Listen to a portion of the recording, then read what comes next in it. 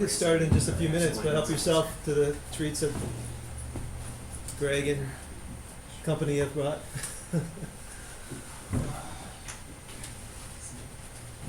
I guess I could do a little introduction while we're getting settled. Good morning. So welcome to Greg Lucas's PhD defense. I'm Jeff Thayer. I'm a professor of aerospace and Greg's thesis advisor for the past about 5 years. Yeah, it's a little under 5 years. So I went back and I was looking at our email correspondence in 2012. Greg had come in the spring of 2012 for the grad school visit, and we met then briefly, like many of you grad students did as well. For 30 minutes, you meet your advisor who you're going to work with for 5 years. So it's kind of weird that you have that immediate connection. But I did enjoy that time with Greg when we first met, and we followed up with emails. And I don't know if you remember, but Steve Narum really wanted you in his group. Yeah. And he was really pressing me, and I pressed back and said, I really want Greg in my group. And then, and in the end, we left it up to Greg to decide. And so Greg, we had discussed this very topic, Professor Forbes and I, and a number of people,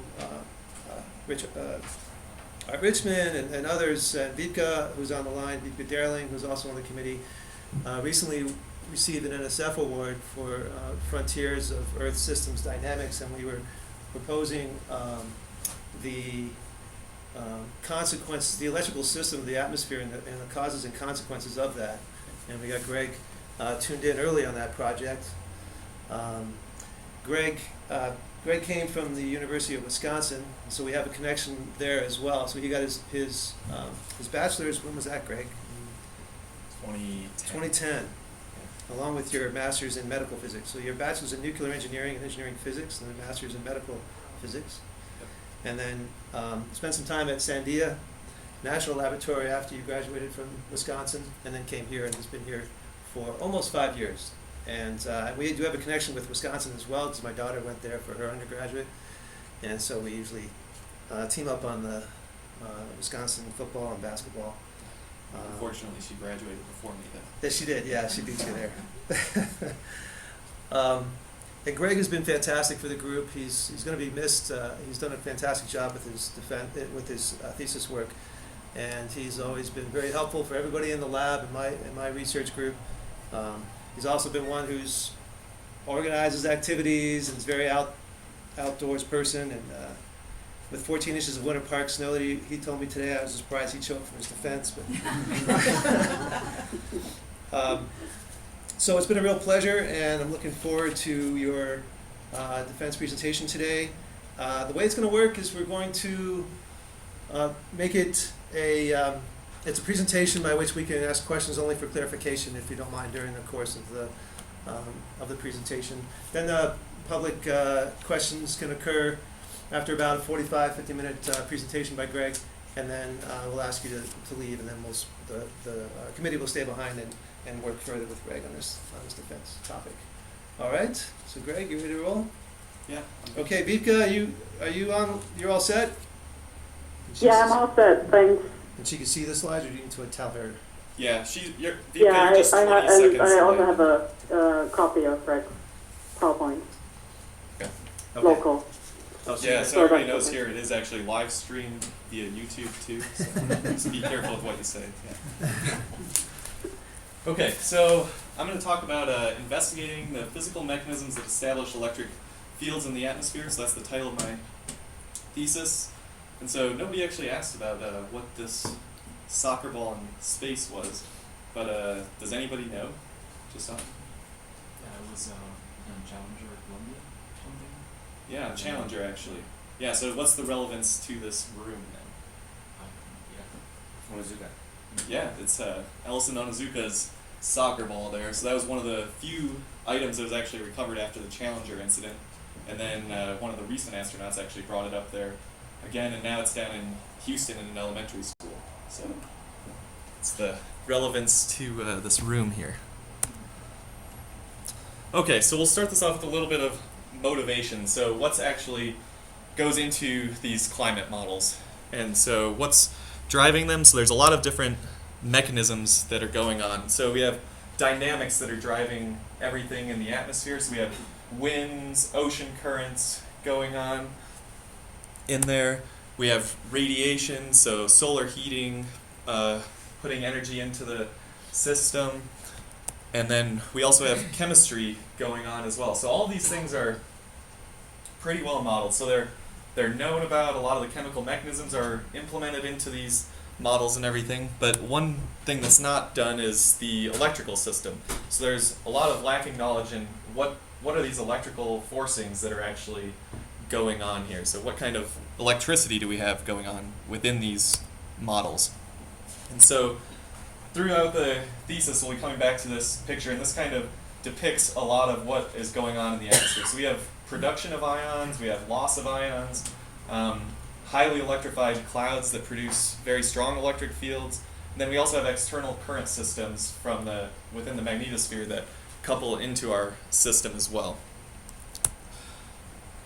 So what are these electric fields? So typically we think of strong electric fields from thunderstorms, so lightning events and things like that. But those are very impulsive events, so very short-lived and not going on extensively throughout the globe. And so there's also this background field though. So if I go out there today, I can actually go out and measure about 100 volts per meter near the surface, and that's everywhere around the globe. So it's this global electric field, but that's really small compared to lightning, but it's still pervasive throughout the atmosphere. So what can these kind of smaller electric fields actually do within these models? And so there's several theories that people have on how these would actually influence the climate system itself.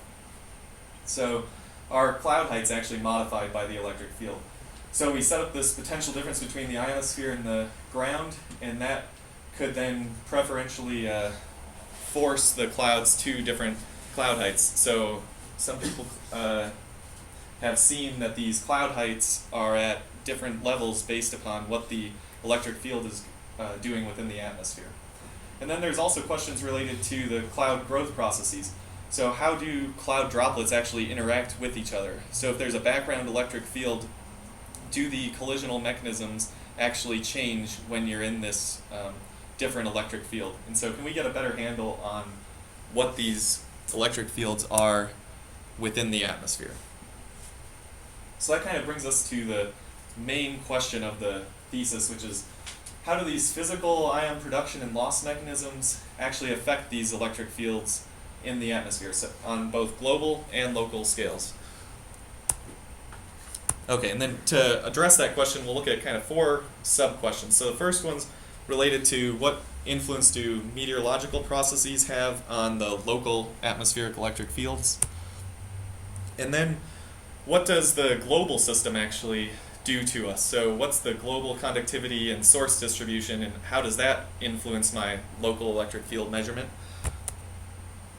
How does the magnetospheric current system influence electric fields? So this is our external current system. How do the boundary conditions actually modify our system? And then finally, what do different conductivity perturbations? So what kind of experiments can we actually do, and what kind of investigations can we do with this new knowledge of electric fields? Okay, so we'll jump right into the first question. What impact does local meteorological processes have on atmospheric electric fields? So if this is 31 electric field mills, all based in Kennedy Space Center. So they're all in the same general region. So Kennedy Space Center is a rocket launch range where they have these electric field mills to warn them about whether launching a rocket is safe or not.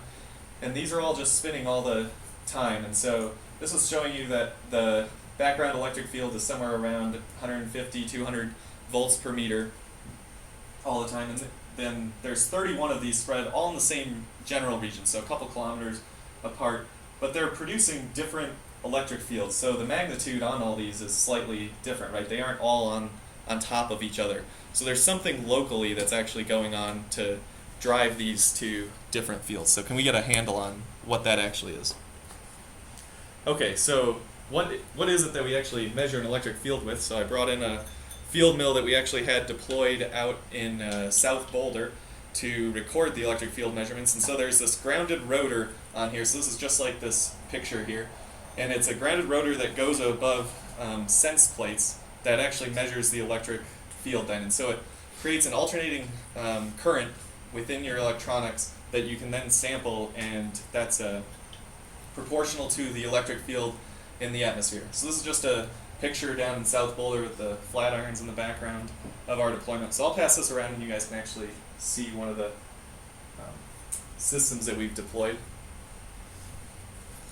So that's how electric fields are measured in the atmosphere. So these are all around Kennedy Space Center then.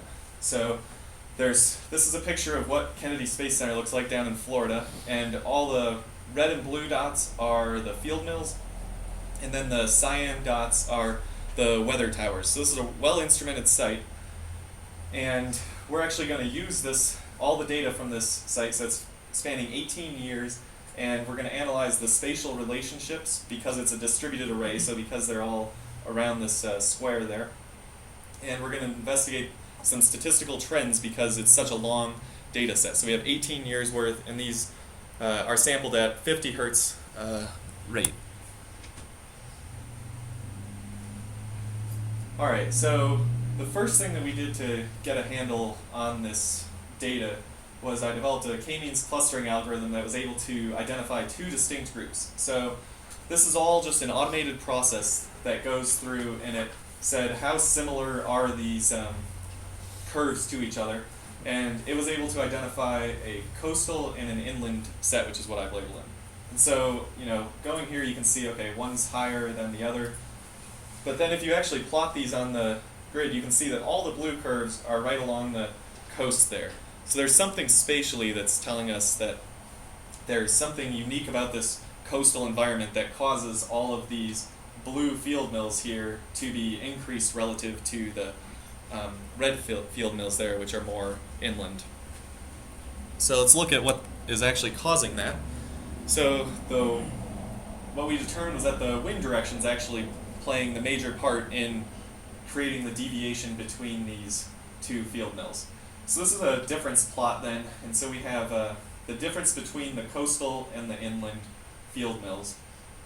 And when the wind's blowing from the southwest here, there's almost no difference between the two field mills. So this is a wind coming from land, blowing over the field mills there. And then when we reverse the wind direction, so now when the wind's coming from the ocean over to the land, so we have a northeast wind coming, we get more than 50 volt per meter differences then between the field mills. So this is telling us that there's some kind of different air mass there. So the conductivity or the charges within that air are different over the ocean than over the inland. And so you really need to get a handle on what this is when you're analyzing these global measurements, because otherwise you can get 50 to 75 volt per meter differences caused by the wind difference. So that was a deviation caused by the wind. Now we're going to look at clouds in the system. So we have clouds, and they're known to reduce conductivity within them. So they act like a resistor within the circuit. And so the magnitude of this reduction in other models has been around 1 over 10 to even 1 over 50. So an order of magnitude or more is what people generally think of when they talk about reductions within clouds. But then these are done generally with weather balloon flights. So they'll launch a weather balloon through some extensive cloud layer and measure the reduction due to that. So they're kind of sporadic individual case studies. But we have 18 years worth of data here, and we went and looked at METAR's observations. So these are reports from a local landing strip at Kennedy Space Center that has an automatic weather reporting system that tells you how cloudy it is. So these are all non-electrified clouds, so that it's not a thunderstorm day or anything like that, and it's just reporting on what the cloudiness is within the system. So if we represent this as a simple column, atmospheric column model, We have a constant current density within the column, so driven by the potential of the ionosphere. And then if we look at that, then the electric field on the surface is actually inversely proportional to the conductivity at the surface and the column resistance at the surface. So if I put in an overhead cloud, I'm going to increase the column resistance. So I've put a resistor into our circuit, and I've increased the column resistance, so my electric field on the surface is going to be suppressed. And so that's what we actually see here, is the more cloudiness is going up here, and we get more and more reductions in the electric field on the surface because we're adding more and more resistance in this situation. So then a kind of different case is when we actually have a local fog nearby. So we still have this resistor, but we're sort of inside the resistor now. And so we have a reduced conductivity locally as well. And so that reduced conductivity dominates the change due to the column resistance. So we actually get an enhancement in the surface electric field. And so that's seen in the data as well, where if we have shallow fog and fog, we get increases in the potential gradient. So we can also model this then as well. So a typical plot of conductivity is just to use an exponential profile. So that's just our background electric field, or background conductivity in the atmosphere. And then we can put an overhead cloud into the system. So if I put a cloud from 750 meters to 1250 meters, I've reduced the resistance by a factor of 1/3 in that region. And we're going to increase the column resistance, decrease the surface electric field. So we see that. So the green curve is the background case, and then we get a reduction in the electric field when there's an overhead cloud around. So if I do the same thing with the local fog, we again see that there's an enhancement locally then. And so if we take that model and compare it to the observations that I showed before, you can actually put a limit on what this conductivity reduction factor is, and with all that 18 years worth of data, we found that the conductivity reduction is around a factor of 1/3, so it's not as large as what everyone else has said in the literature of an order of magnitude or more. So we're seeing different things when we take this large statistical data set. Okay, so that was kind of covering the measurements of the local electric fields. So we utilized the distributed array, and we showed that there's a 50 volt per meter enhancement due to different air masses being present over different field mills at different times. So the wind from the ocean was able to blow a different air mass over those local field mills that then increased the electric field locally to those coastal mills. And then we use the statistical nature of the data set to put a limit on the conductivity change within clouds of about 1/3.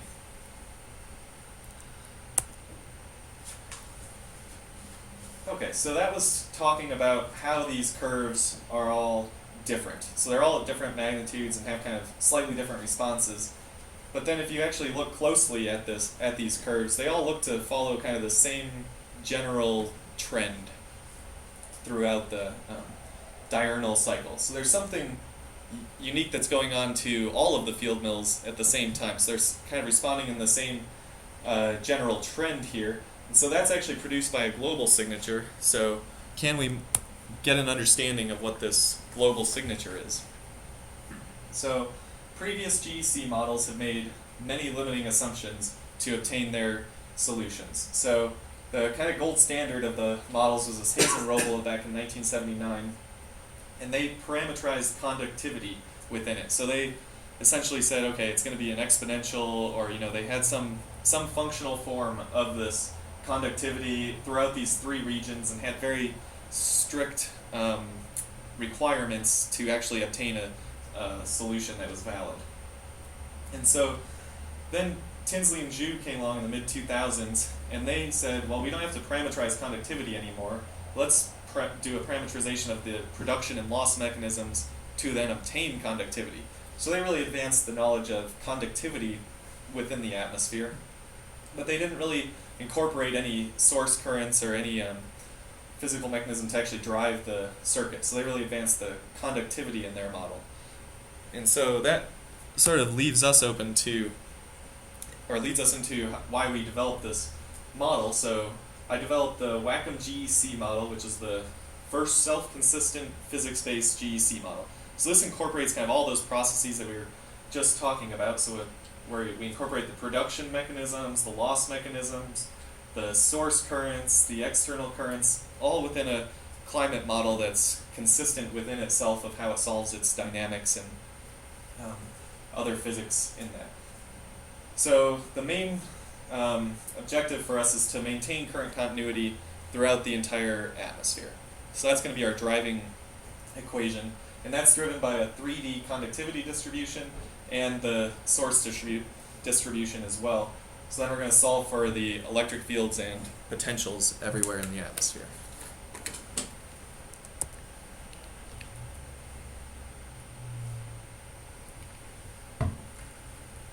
Alright, so to kind of describe that this is actually handled self-consistently within the model, we'll give you a picture of what the radon distribution is. So in January here, there's almost no radon production up at northern latitudes, and that's because radon is actually only released from ice-free land surface. So when the surface is covered in ice, the radon can't actually seep through the ground.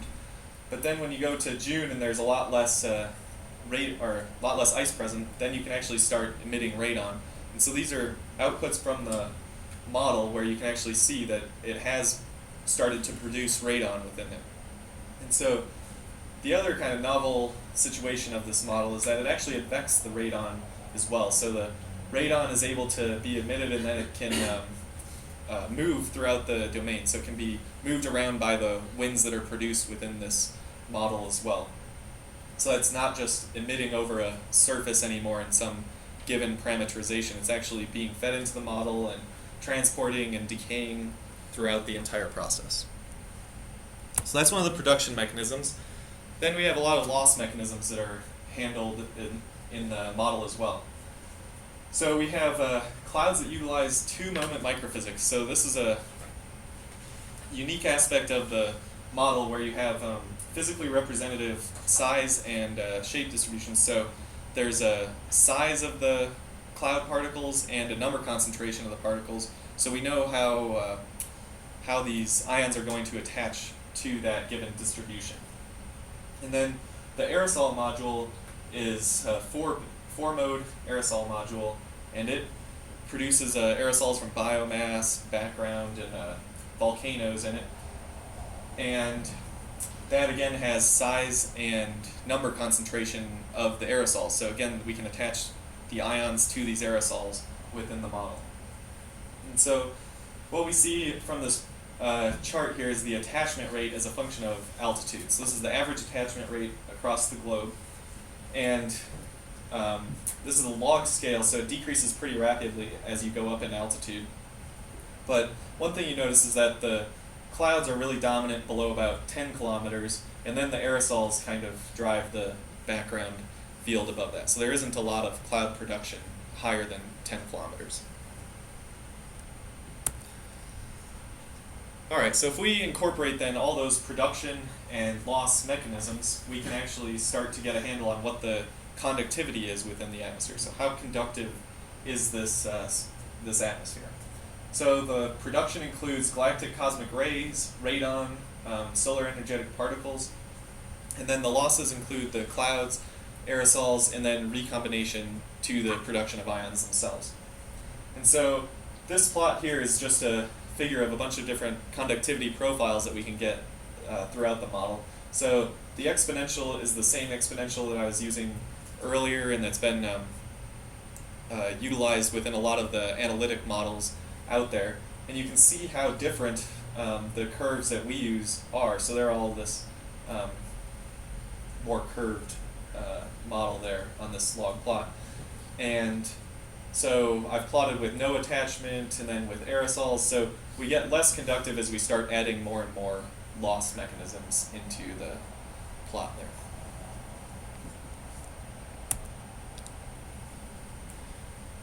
Alright, so that was a brief discussion on the production and loss mechanisms within the model. So we've incorporated those into Wacom GEC. But now we have to look at the source production. So how do we actually produce currents within the model? So previous work has shown that there's this parameter within the model's convective precipitation rate. So how much rainfall is occurring due to the convection, and that was related then in some functional form to producing global currents within the model. And the global currents are derived from satellite overpasses and aircraft observations. So there's a tropical rainfall measuring mission satellite that was flying over the world for the last 12 years here, and it had an optical sensor and a radar on it, and so you could get cloud properties of when lightning strikes would occur and how strong storms are. And then, so they were able to get kind of a distribution of what this looks like, but then to get an amperage, they actually overflew some of these storms with aircrafts that were equipped with electric field sensors and conductivity probes. So you're able to actually measure the conductivity or the current that was produced throughout the storm as you flew over it. So they had a few case studies of storms, and then they extrapolated, or they used that with this satellite observations to actually get this global distribution of currents. And so you can see that it's actually bounded, and so the satellite was in a 35-degree inclination orbit, so it wasn't actually able to get to higher latitudes to see what's actually going on up in this part of the world, so the more northern latitudes. So this is the variable within the model that's produced that then a functional form was looked at to produce some global currents. So that's kind of what's been done in previous literature.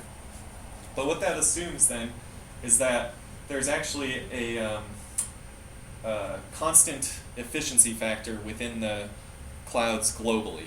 And so this 3D model that I developed here was able to tell you what the resistance is in altitude for every grid column. So now we can get a handle on what are all of these resistances through there.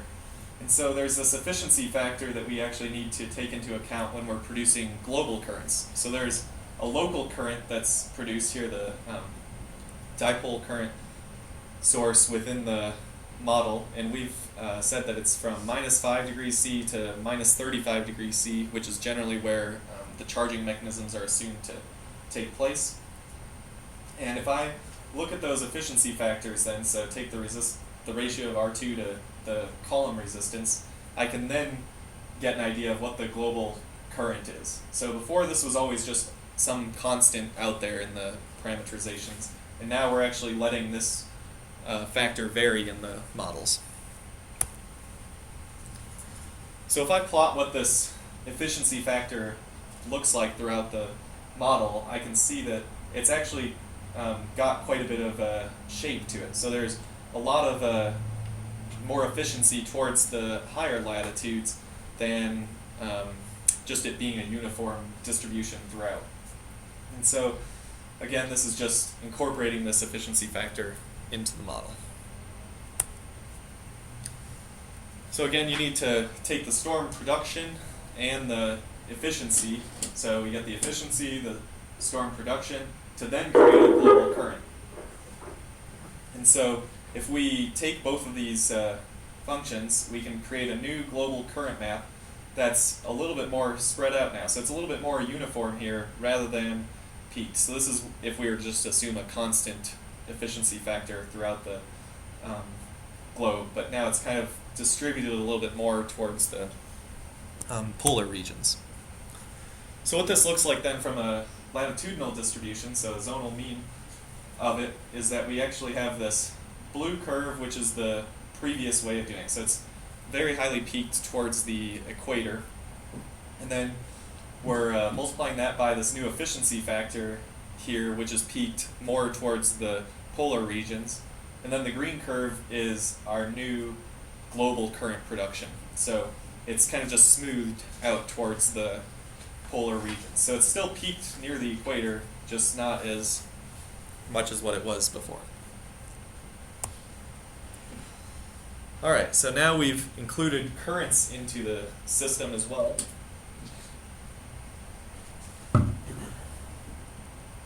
So with the currents and the conductivity of the atmosphere, we can get what the total current, the total resistance of the atmosphere is, and we can drive the ionosphere here up to a different potential. So now we create a potential difference in the ionosphere, and that actually creates these return currents throughout the atmosphere. So this is what we would go and measure if we were to measure it out beside Boulder today. So then we can get the electric field everywhere as a function of altitude throughout our columns in the model.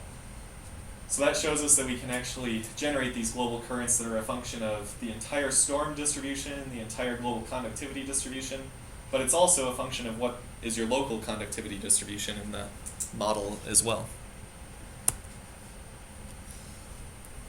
All right, so the one final thing we need to look at is what are these magnetospheric currents. So this is an external current system above the ionosphere, so it's creating some potentials in there. So this is just a snapshot of what that potential looks like. So we've got these cross-cap potentials near the magnetic equator, or near the magnetic poles, that produce both areas of positive and negative potential. And so if we couple those into the model, this is the variation that can be seen in the local electric field if we were to go and measure it at these locations. So we can get up to a 50%, plus or minus 50% variation in the electric field compared to what you would see if you were at the equator and those high latitude locations.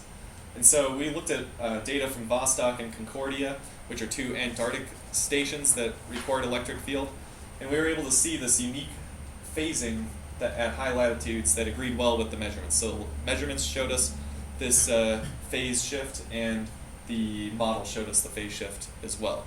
So I covered that in the comprehensive exam, so I'm not going to go into a lot of details there. So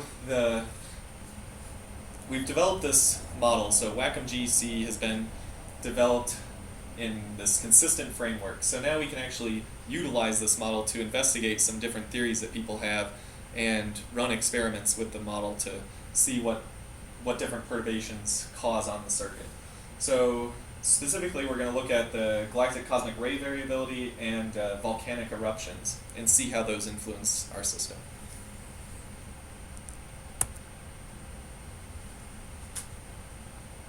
Alright, so the galactic cosmic rays are anti-correlated with the solar cycle. So the solar cycle is going in blue here, and then the galactic cosmic ray rate is in red, and they're anti-correlated. So when we're at solar max, we're at GCR min, and this is due to the interplanetary magnetic field growing stronger and weaker and not allowing as many particles into our atmosphere.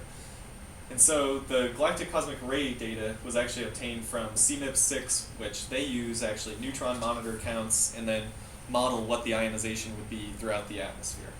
So they have an ionization that's a function of altitude and latitude. So that both of those factors determine what is actually going on for the ionization rate. So they're actually the dominant production mechanism within the entire atmosphere, except for at the surface where we have radon. But throughout the entire rest of the atmosphere, the lower atmosphere, they're the dominant production mechanism for our atmospheric electric circuit. And so again, I said the solar min creates GCR max. And so 1991 was a solar maximum year, but it's a GCR minimum year. So the red curves are less than the blue curves during that, and the peak's about 15 kilometers. So you can see that there's a lot of altitude dependence in the galactic cosmic ray flux, but then the dashed line versus the solid lines actually show you what the difference in latitude does as well. So going to higher latitudes produces more ionization as well. So more of the particles can get into higher latitudes.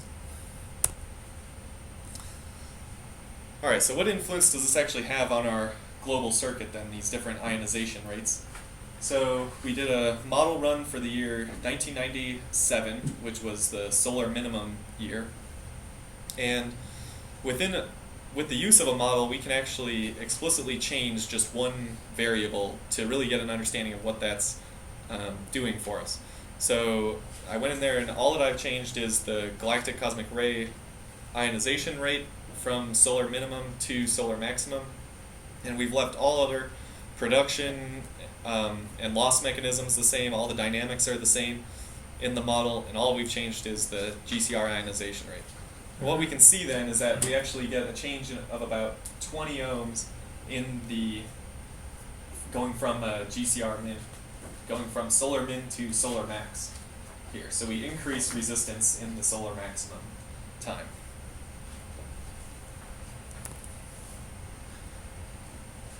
Alright, so that was the resistance change. So that's kind of the obvious factor that's modified when you do that. So the blue is the total resistance. But then I was also talking about how we've incorporated conductivity into our source currents as well. So we actually have conductivity modifying our production mechanism too. And so accounting for that as well in a consistent manner, we get a reduction in the source currents of about 1% in here. So there is actually the opposite effect to the total resistance within the source currents. And then modeling what that would be to the potential, we get about an 8% change in the total potential. And that potential is what drives our local electric fields that we're actually going to measure. So it's a combination of the total resistance and the total current throughout the atmosphere.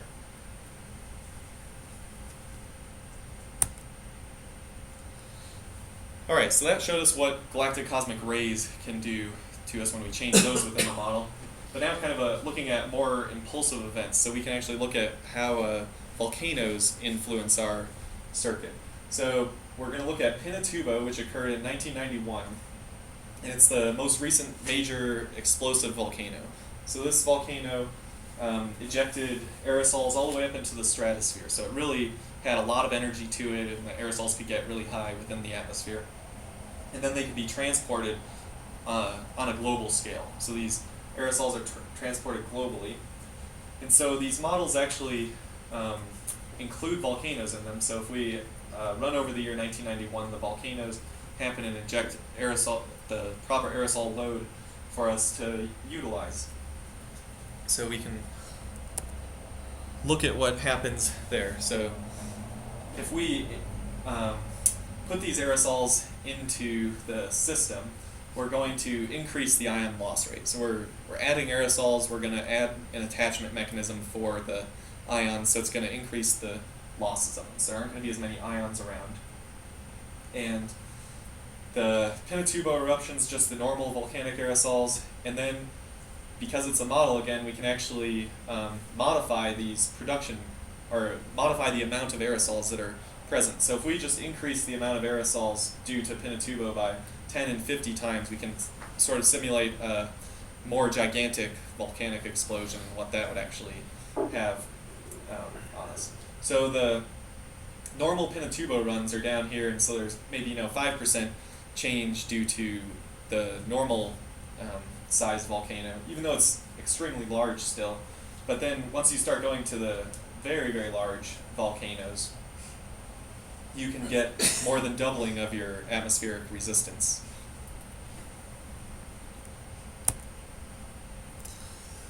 Alright, so what does this actually look like within the model? So if we actually look at what is produced within this model, so this is going to be a video of the column resistance changing over time. So this is a 1-year simulation over Pinatubo, and it's showing column resistance changing as a function of time. So at first, I don't know if you can really see, but there's like some background stuff here, and those are clouds within the circuit that are increasing the column resistance. And then Pinatubo just went off, and you can see all this extra column resistance now. So it greatly increases and kind of goes with the winds, the circulation patterns within the model. So again, it's going to loop over.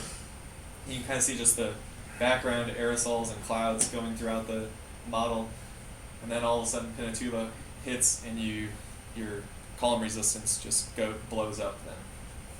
So that's the 50 times volcano. So it's really showing a lot of change in the column resistance there.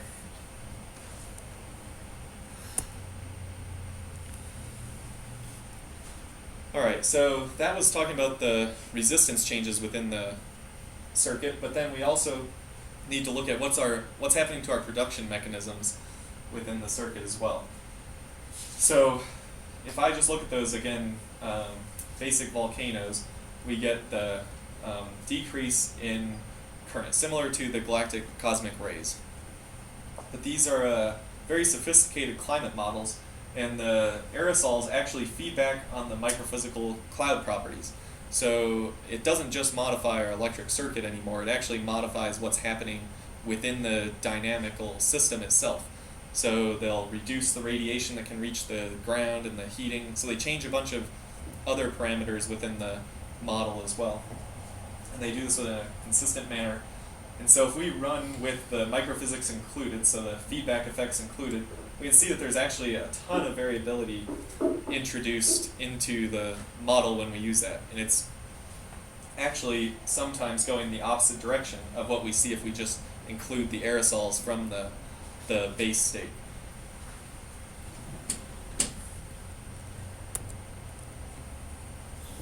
So then we need to look at, again, the potential and what happens there. So we can get up to about a 75% change in potential when we assume the 50 times volcanic aerosols.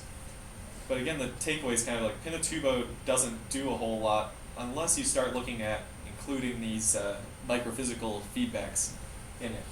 So this is really saying that you can't just look at a simple equivalent circuit model anymore to investigate what these effects would be. So, you can go in there and kind of estimate what the loss rates would be, kind of back of the envelope calculations, but you don't know how that's going to influence the feedback mechanisms within the climate model. And so by incorporating all of this work into the climate model, we're actually able to see these kind of unique features where maybe the curve actually goes the opposite direction of what you're thinking because of all the coupling nature that's going on within the model itself.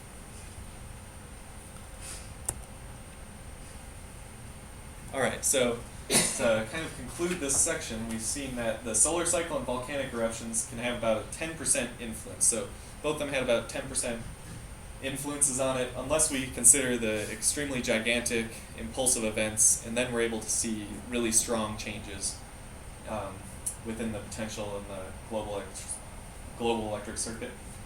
And then the other kind of major investigation was that we really need to include these microphysical feedbacks to determine what is actually going to go on within the system. You can't just do these equivalent circuit models to determine what the electric field is going to be throughout the atmosphere. Alright, so that's kind of the main content of the presentation. So during the thesis, I had several major milestones that I completed.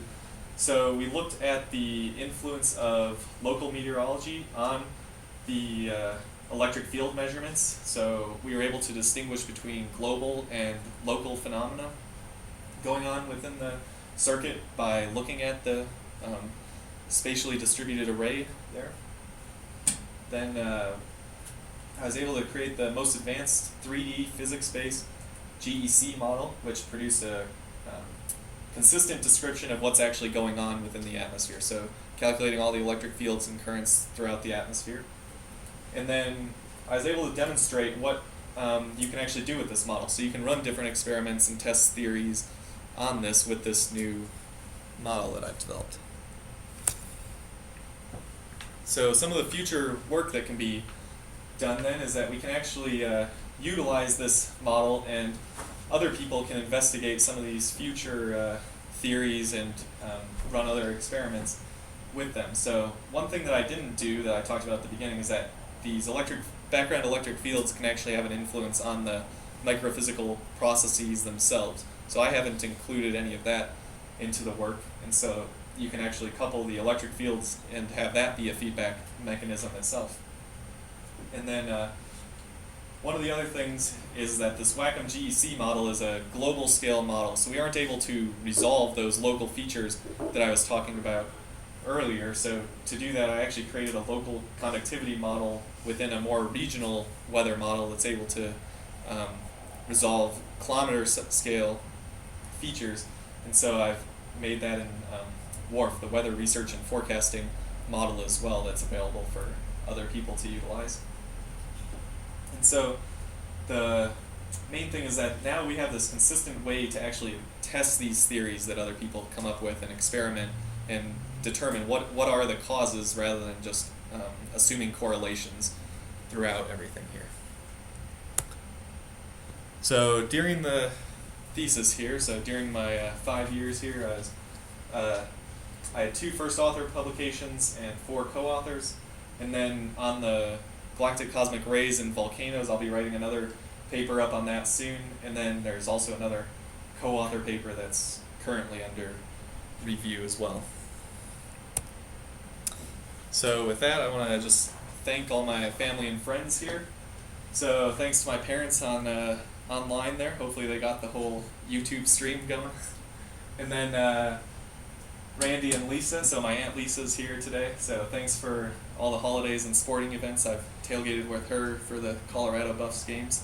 That's been fun. And then my girlfriend Allison for all the fun times and adventures that we've had these past couple of years. And Robin, her mom, is here too, so she's cooking lots of dinners, so thank you. And all my work colleagues listed there and my friends as well, so thank you everyone for showing up today.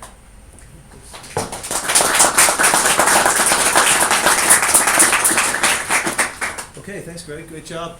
Questions from anybody on anything? Dolores. Greg, you said that the combined solar cycle, well, here's the question. You said solar cycle and eruptive events 10%. Is that each or combined? Each. Each, okay. So there's a 20% effect if you have those 2 things going on. So the solar cycle influences are like 10% over an 11-year period, whereas that volcanic eruption is more of an impulsive event, so it's like 10% immediately. Other questions? Allison? Does the global electric current affect us on a daily basis? On a daily basis? Yeah. Well, that's a good question. So there's electric fields out in the atmosphere, and there's a lot of theories on how it could modify it. So that's going back to how does it affect cloud microphysical properties and all of that thing. So the more daily basis would be the electrified clouds within the system. So how do thunderstorms and things like that actually develop and proceed? So those are large electric fields then. So when the volcano erupts and it produces more electric current, do we have more thunderstorms then as a result? So that's kind of an unknown question, I think, still. It's a good question. Yeah. All right. So you have this very comprehensive model that can make certain predictions.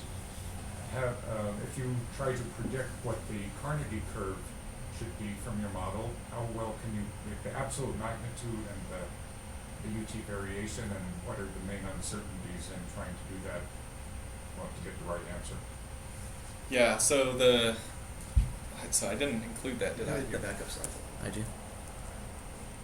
Okay, so this is the Carnegie curve. So this is the wooden ship that goes around and measures this variation. So this black dashed line is what actually the Carnegie curve is measured from those ships on there. And so there's about 15 to 20% variation on a diurnal time scale. But then, let's see if we can... So this is one of the model outputs then. So we get about, let's say, 10%, plus or minus 10% variation, whereas the solid curves are actually the measurements from Antarctica. So we're always a little bit low in our magnitude, and I think that's actually, it's generally due to the source current production. So that's kind of one of the unknowns, is how much currents actually produced within the storms themselves, and how strong do they get, and how do they vary globally. Michael? You showed that at higher latitudes the resistance scale factor was larger than at the equator, but in the southern hemisphere it seemed to be quite a bit larger than the northern hemisphere. Is there a physical reason for that? So I haven't fully looked into that at all, but my guess is that the cloud bases are lower down there, and so then you have larger resistances within the dipoles themselves that are generated within the model, that then increases your ratio, your efficiency ratio. That's kind of a build on that. Did that have anything to do with the, what was it, radon? Because I noticed Australia has a lot of radon. So the radon is mostly at ground level, so it doesn't really get up into the atmosphere much, so it doesn't actually go into the areas where the resistance ratio would be important. So it's kind of below the clouds. So it affects the column resistance, but not the R2 factor. Other comments, questions? In Well, your it's- abstract, you talked about storms that were strong and inefficient, or weak and efficient. Are there any strong, efficient storms? Yeah, so if we go and look at this picture again.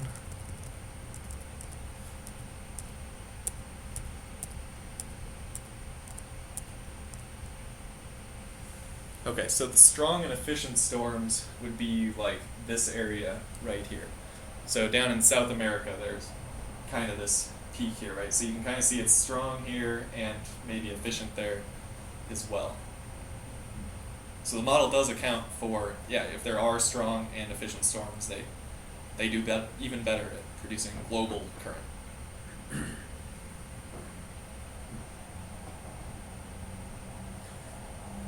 Excellent. Okay. Well, thanks everyone for attending. Thank you, Greg, again for a great time. Grab some food on the way out, and All right, thank you take a everyone online. few-minute break. I'm gonna shut you down now. Thanks, man.